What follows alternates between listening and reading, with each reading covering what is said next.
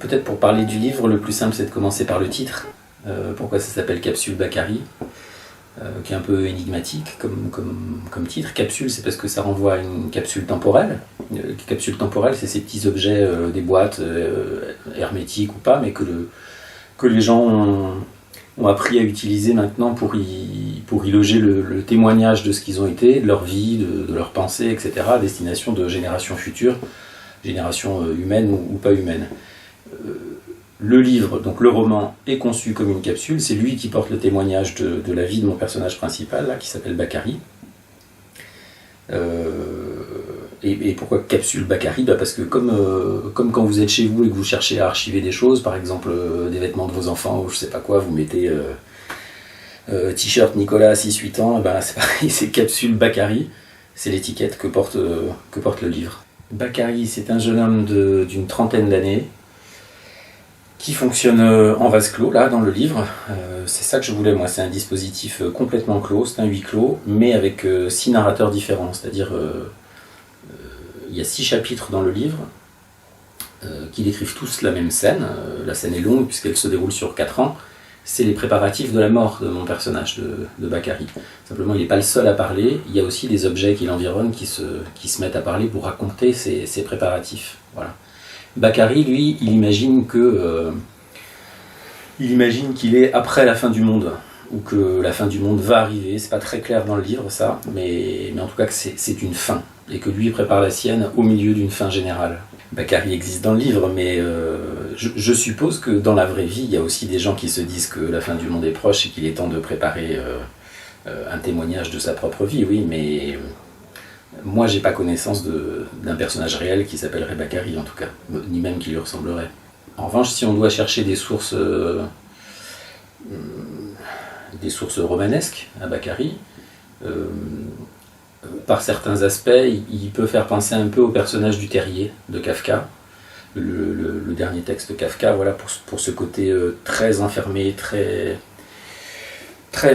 replié sur lui-même, à ceci près que le personnage de Kafka est très angoissé, alors que le mien, pas du tout.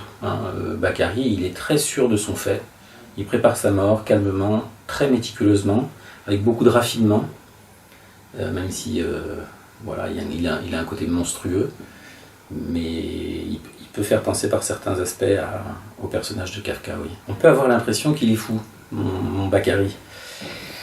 J'ai essayé, moi, de ménager plein de possibilités dans le texte, c'est-à-dire qu'il y a vraiment des moments où on ne sait pas trop si on est dans le délire ou pas du tout, si tout ça est tout plein de bon sens, on ne sait pas trop si on est dans le rêve ou dans la réalité, on ne sait pas non plus si on est en hiver ou en été, on ne sait pas trop si c'est dans un temps actuel ou dans un temps futur.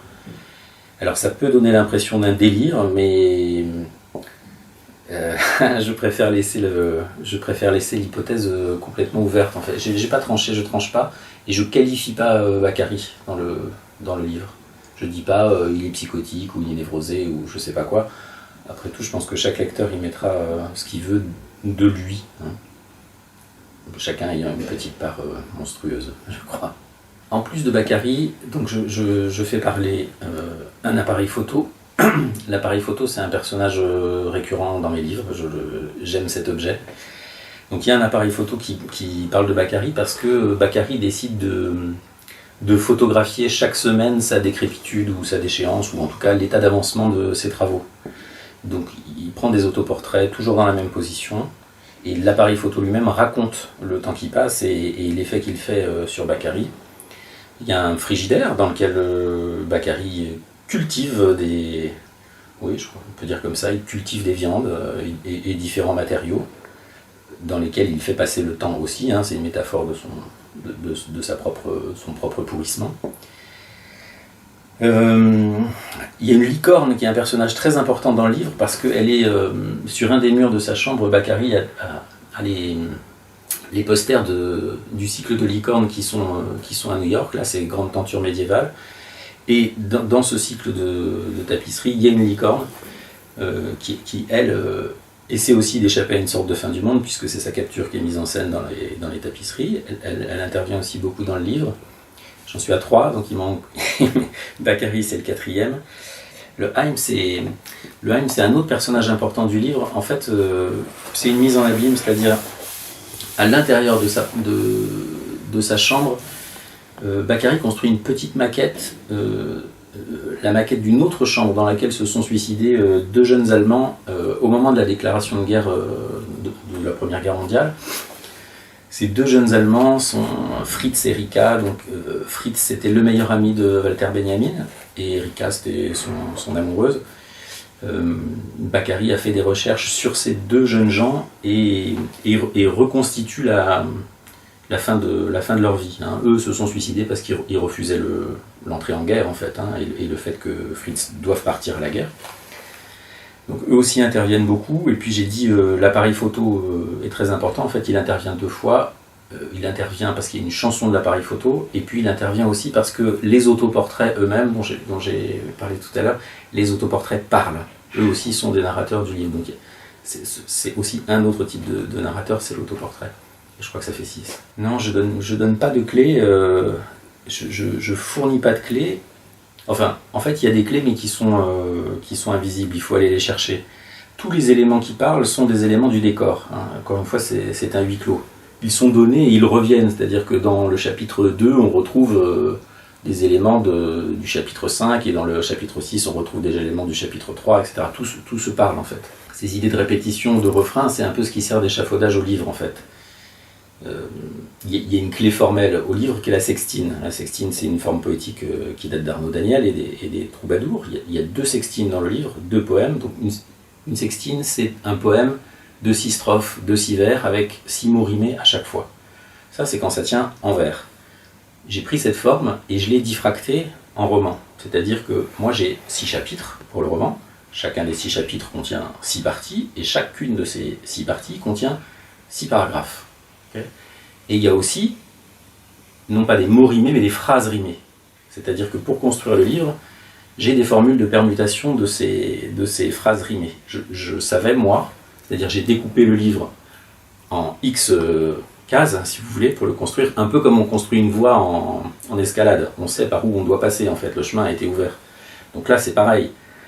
Je savais par exemple que dans le premier chapitre, la nuit est tombée sur le monde, qui est l'ouverture du livre, la nuit est tombée sur le monde, je savais que c'est une phrase qui allait revenir 6 fois dans le premier chapitre. Je sais par où passer, je sais à quel moment.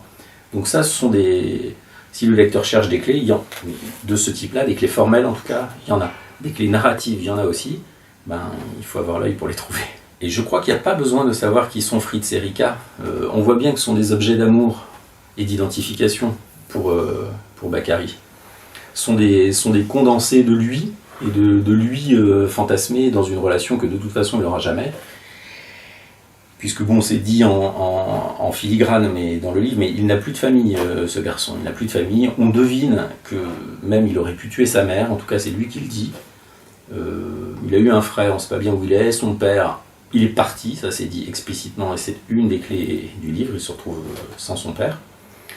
Mais donc Fritz et Rika, ce sont des objets d'identification puisqu'ils se tuent, et ce sont des objets d'amour parce que justement ils sont amoureux.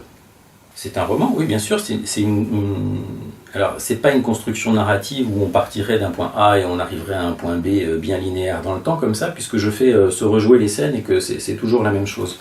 En revanche, au niveau de l'écriture, évidemment, j'essaie d'écrire en prose de manière aussi dense que ce que j'écrivais en vers auparavant. C'est-à-dire que l'idéal pour moi, c'est quand on ne peut plus rien bouger dans une phrase, qu'aucun mot non seulement ne peut plus être sorti, mais qu'on ne peut plus en rentrer un autre et qu'on ne peut même plus les déplacer dans la phrase. Ça, c'était déjà valable en vers, et c'est toujours valable en prose. C'est plus difficile, évidemment, parce que le terrain de jeu est plus grand. Donc pour moi, c'est compliqué, mais c'est ce que j'essaie de faire. J'ai appelé le personnage Baccarie déjà parce que Baccarie ça comprend 6 lettres et que vous avez compris que le chiffre 6 est un chiffre clé pour le livre. Aussi parce que Baccarie est un prénom malien et que mon personnage a des origines étrangères dans le livre et ça me servait que ce soit des origines maliennes. Voilà pourquoi je l'ai appelé Baccarie. Par ailleurs, Baccarie résonne avec Amaury, dont je me suis servi comme prénom. Amaury aussi comprend aussi 6 lettres. Je me suis aussi servi du prénom Amaury pour en faire un des personnages des posters qu'il a dans sa chambre, Baccarie.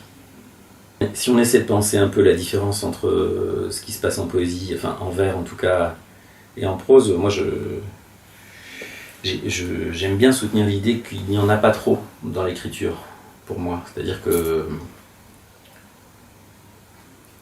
en fait, si j'avais pas les contraintes formelles dont j'ai parlé précédemment, je pourrais pas écrire en prose. C'est beaucoup trop compliqué pour moi, c'est beaucoup trop lâche. En vers, on sait à peu près quoi. Hein. L'unité de mesure, c'est la ligne. Alors évidemment, on pourrait imaginer qu'on construirait des livres grands comme ça, avec des lignes très très longues, et ça augmenterait les possibilités. Mais en prose, il n'y a pas ça, puisqu'il n'y a pas de coupe. Donc ça se déroule et puis on peut lire à l'infini. Donc pour moi, s'il n'y a pas de butée, je suis perdu, je ne sais pas écrire. D'où la nécessité des contraintes. Parfois, elles peuvent paraître arbitraires, comme celle du chiffre 6. Mais moi, si j'ai pas ces points de butée, je peux pas grimper. En fait, je prenais l'image de l'escalade tout à l'heure. Si j'ai pas de prise, je peux pas monter, je peux pas grimper. Donc je fabrique d'abord les prises dans la prose, et après je peux monter. Voilà, sinon ça prend pas. J'ai pas qualifié Baccari sur le plan psychopathologique dans le livre. Je me sers pas trop de ce que j'ai pu apprendre à l'hôpital ou ailleurs en cabinet pour écrire le livre, si ce n'est dans le rapport au langage évidemment.